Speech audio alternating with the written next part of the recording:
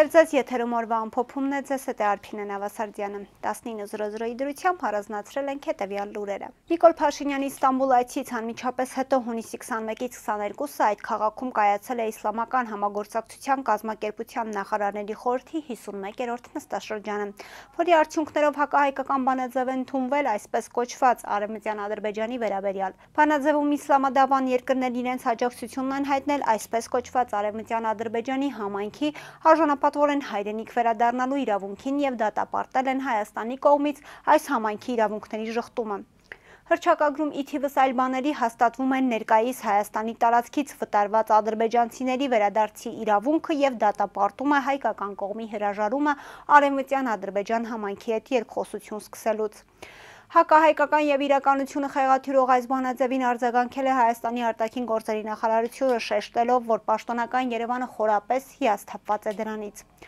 Արտաքին գործերի նախարարությունից հերթական անգամ հարկ են համարել հիշեցնել, թե որոնք են Ադրբեջանի արևմտյան շրջանները, դրանց շարքում հիշատակելով նաեւ բռնազավթած Արցախի Քաշաթաղի եւ Քարվաճարի շրջանները, ինչպես նաեւ Նախիջևանը։ Այսօր ձերբակալվել է Վանաձորի նախկին քաղաքապետ Սամվել Դարփինյանը, նրա եղբայրն ու եւս 2 հոգի։ Քննչական կոմիտեից հայտնում են, որ նրանք մեղադրվում են քրեական օրենսգրքի 296-րդ հոդվածի 3-րդ մասի 2-րդ եւ 3-րդ կետերով։ Այն է իշխանական կամ ծառայողական լիազորությունները կամ դրանցով պայմանավորված ազդեցությունն օգտագործելով առանձնապես խոշոր չափերով փողերի լվացումը։ Քննչականից նշել են նաև, որ այս գործով եւս մեկ անձի ձերբակալման որոշում կա, չհստակեցնելով, թե ինչ քրեական գործի մասին է խոսքը, փողերի լվացման ինչ դեպք է։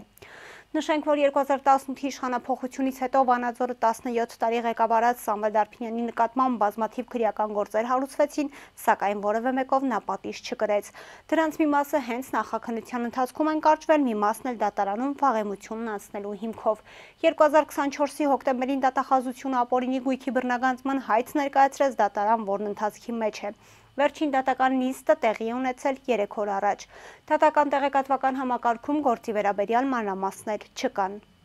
Բաքվի զինվորական դատարանում այսօր շարունակվել է Արցախի ռազմաքաղաքական ղեկավարության շինծ ու դատավարությունը։ Ադրբեջանական ապագործակալության փոխանցմամբ այսօր դատական նիստի ընթացքում ցուցմունքներով է հանդես եկել Արցախի նախկին նախագահ Արայիկ Հարությունյանը։ Նա պատասխանել է դատախազների Արցախի բանկային համակարգին վերաբերող հարցերին։ Ըստ ադրբեջանական աղբյուրների, Հարությունյանը մասնավորապես նշել է, որ Արցախ բանկը գրանցված է եղել Հայաստանի կենտրոնական բանկի կողմից եւ հայաստանյան այլ բանկերի համեմատ որևէ արտոնություն կամ առավելություն չի ունեցել։ Հիշեցնենք, որ ադրբեջանական բանտերում պաշտոնական տվյալներով 23 հայ է պահվում, որոնց թվում են նաև Արցախի ռազմաքաղաքական ղեկավարության ներկայացուցիչները։ Ռուսաստանաբնակ հայ գործարար եւ բարերար Սամվել Կարապետյանը իր փաստաբանական թիմի միջոցով հանդես է եկել հայտարարությամբ, նշելով, թե ինչ է հաջողվել ներկայիս իշխանություններին։ Կարճ ժամանակահատվածում ամբողջովին ոչնչացնել Սփյուռքի ներկայությունը Հայաստանի Հանրապետության կյանքում։ Աբսուրդ է, որ արգելվում է Ֆրանսիայից, Հոլանդիայից, Ռուսաստանից եւ այլ երկրներից մեր հայրենակիցների մուտքը Հայաստան, նրանց ճանաչելով persona non grata։ Կարճ ժամանակահատվածում հնարավոր նվազագույնին հասցնել Սփյուռքի գործարարների հայրենասիրական ցանկությունները, հայրենի հողում ներդրումներ կատարելու, հայրենի հողում աշխատատեղեր ստեղծելու։ Ի վերջո մեր Սփյուռքը ոչ միայն հայրենիքում տնտեսական բիզնես արժեք ստեղծելու չափազանց մեծ ներուժ է, այլ նաև լոբիստական հզոր ուժ։ Փոքր խմբակի այլ երկրների ներքին գործերն իր հկների միջոցով միջամտող թոշակառուի մեծամիտ պահվածքի շնորհիվ է նաև այս ամենը։ Երբեմն այնպիսի անընդունելի տպավորություն է ստեղծվում, որ Սփյուռքը Հայաստանի Հանրապետության կարիքը չունի, Հայաստանն էր Սփյուռքի, ինչից մեր երկիրը կորցրեց ամենամեծ եւ ամենաարժեքավոր դաշնակցին Հայաստանի զարգացման համար։ Մեր երկիրը գրեթե կորցրեց ամենաթանկ եւ անչափելի կապիտալը, մեր Սփյուռքը, եւ նրանք հաջողությամբ հասան այնպիսի կետի, որում Հայաստանը Սփյուռքից 0 ներդրում ունի։ Կարապետյանը շեշտել է, որ Սփյուռքը կրկին Հայաստանի հենասյուներից մեկը պետք է լինի, ապա շարունակել։ Պայքարելու ենք շարունակելի։ Նիկոլ Փաշինյանն այսօր հերթական հակաեկեղեցական գրառումն է արել, որում կրկին վեհափար հայրապետին ավազանի անունով է դիմել, ապա պնդել այսօրվա քարոզը լավ առիթ է, որ նա հանրությանը ներկայացնի իր տիկնոջն ու զավակին։ Փաշինյանը նաև ցանկանում է, որ վեհափարը պարզաբանի, թե ինչու է Սամվել Խաչատյանին պահում վեղարի տակ։ Այնուհետև Նիկոլ Փաշինյանը շարունակել է վեհափար հայրապետին ուղղված կոչը։ Բացահայտի մոմի վաճառքի շահույթը ինչպես է բաշխվում Կարոյի եւ Եզրասի միջև 50-50, թե այլ տրամաբանությամբ։ Բարձրաձայնի որքան է կազմել այդ շահույթը 2024 թվականին, նաեւ բացատրի, ինչու այդ շահույթներից Կարոյին եւ Եզրասը վճարումներ չեն անում Հայաստանի Հանրապետության պետական բյուջե։ Հունիսի 23-ին մեկնարկել է 2025-ի ամառային զորակոչը, որի կապակցությամբ Սուրեն Պապիկյանը իր տեղականներ Հրաչյա Սարգսյանի եւ Էդվարդ Ասելյանի, ինչպես նաեւ զորակոչի գործընթացում ներգրավված պատասխանատու ստորաբաժանումների ղեկավարների ուղեկցությամբ այցելել է Պաշտպանության նախարարության կենտրոնական հավաքակայան։ Սուրեն Պապիկյանը շրջել է հավաքակայանում, տեղում ծանոթացել զորակոչային հանձնաժողովների աշխատանքին, զրուցել զորակոչիկների հետ, մաղթելով նրանց բարի եւ անվտանգ ծառայություն։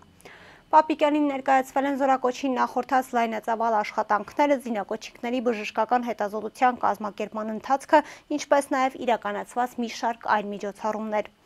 Պապիկյանը հանձնարարականներ է տվել զորակոչի աշխատանքներին ներգրավված ծառայությունների ղեկավարներին գործընթացը պատշաճ անցկացնելու համար։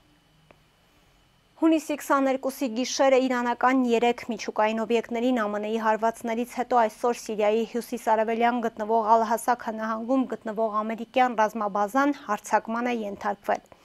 Այս մասին հայտնում է իրանական մեհրլրատվական գործակալությունը հղում անելով աղբյուրներին։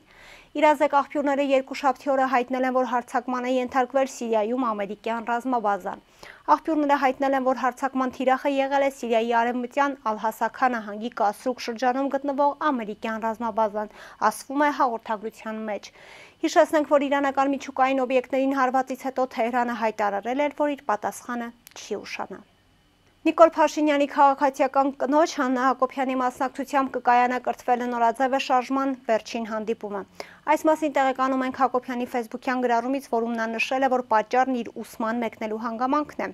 Այս գրառման մեջ եւս Աննա Հակոբյանը զերծ չի մնացել վիրավորանքներից։ Հատկապես մեր մտավորականներին կոչ եմ անում չխեղճանալ ագրեսիվ տգետների անհեթեթ մեկնաբանությունների առաջ եւ մասնակցել հանդիպմանը։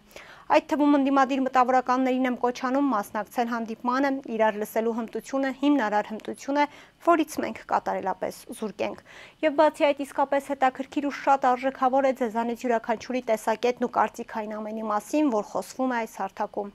Աննա Հակոբյանի խոսքով մինչ այժմ ձեր բոլոր կարծիքներն անարժեք են եղել այն պարզ պատճառով, որ իրենք խոսել են Ծիրանի մասին, սակայն դա մեկնաբանվել է որպես կարկանդակ։ Իսկ ինչու են մեկնաբանում կարկանդակ, որովհետև ձեզ հարց տվողն էլ չի լսել, որ խոսում ենք Ծիրանի մասին, եւ ձեզ հարցնում է ինչ կարծիք ունեք այն կարկանդակի վերաբերյալ։ Ու քանի որ դուք նույնպես չգիտեք, որ խոսքը Ծիրանի մասին է եւ ոչ թե կարկանդակի, սկսում եք վերլուծել կարկանդակը։ Գրել է նա կոչ անելով համաձայնվել, որ դա այնքան էլ ուժեղ դիրք չէ մտավորականի համար։ Շամշյան.com-ի փոխանցմամբ այսօր ողբերգական դեպք է տեղի ունեցել Երևանում ժամը 10:50-ի սահմաններում Դավիթ Հաշանի բաժնում տեղեկություն է ստացվել, որ Մելքումով 2/2 հասցեում կայանված ավտոմեքենայում տղամարդու դիկ կա։ Տեղում ոստիկաններն ու պարեկները պարզել են, որ Սաման Մակնիշի ավտոմեքենայի ուղևորը, ով Երևանի բնակիչ 62-ամյա Յուրի Ան է, հանկարծամահ է եղել։ Դատաբժշկի նախնական եզրակացության համաձայն արտաքին զննությամբ դիակի վրա բռնության հետքեր չեն հայտնաբերվել։ Դեպքի փաստով քննչական բաժնում սպանություն, հանկարծամահություն հատկանիշներով նախաձեռնվել է քրեական վարույթ, որտեղ էլ պարզվում է ավտոմեքենայի սեփականատիրոջ եւ վարորդի ինքնությունը։ Երևանում մեկ այլ արտակարգ դեպք է տեղի ունեցել ժամը 07:15-ի սահմաններում։ Հունիսի 23-ին մոտ 30 րոպե առաջ ներքին գործերի նախարարության փրկարար ծառայության 911 ինքնաժամային կառավարման ազգային կենտրոնը արձանագրել է ստացվել, որ Սարգսավատի փողոցում ավտոմեքենա է պայթել, դեպքի վայր են ժամանել Երևանի Հրշեջ փրկարարական ջոկատից մեկ մարտական հաշվարկ եւ ներքին գործերի նախարարության ոստիկանության բարեկային ծառայության Երևան քաղաքի գնդի գումարտակների բարեկները։ Ըստ նախնական տեղեկությունների ուժասեր չկան, սակայն ավտոմեքենայում եղել է ըստ դեպքի վայրում հավաքված քաղաքացիների ամուսինը իր կնոջ հետ եւ երբ ավտոմեքենան շարժի է դրել, տեղի ունեցել պայթունը։ Տեղում շտաբօգնությունը առաջին օգնություն է ցուցաբերել նրանց, սակայն հրաժարվել են հիվանդանոց մեկնելուց եւ մեկնել են տուն։ Այս պահին բարեկները սահմանազատել են տարածքը։ Դեպքի մասին արդեն տեղեկությունը փոխանցվել է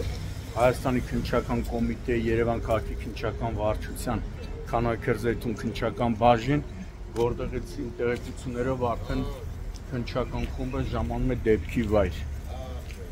Պապիրոսով հեռու։ Ֆաբիրոսով հեռու։ Գազի հոթելը գալիս է։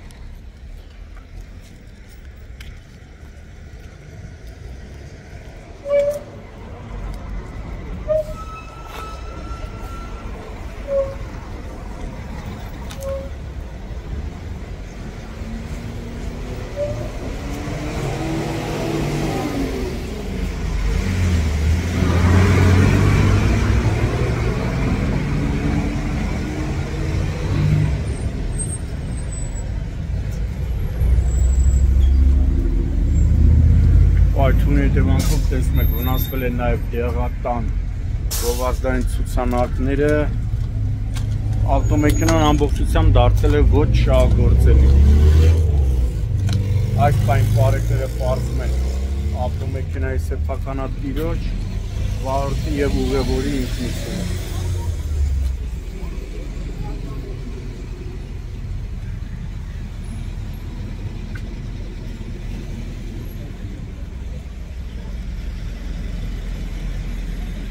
Կհանդիպենք վաղը, առողջ եղեք։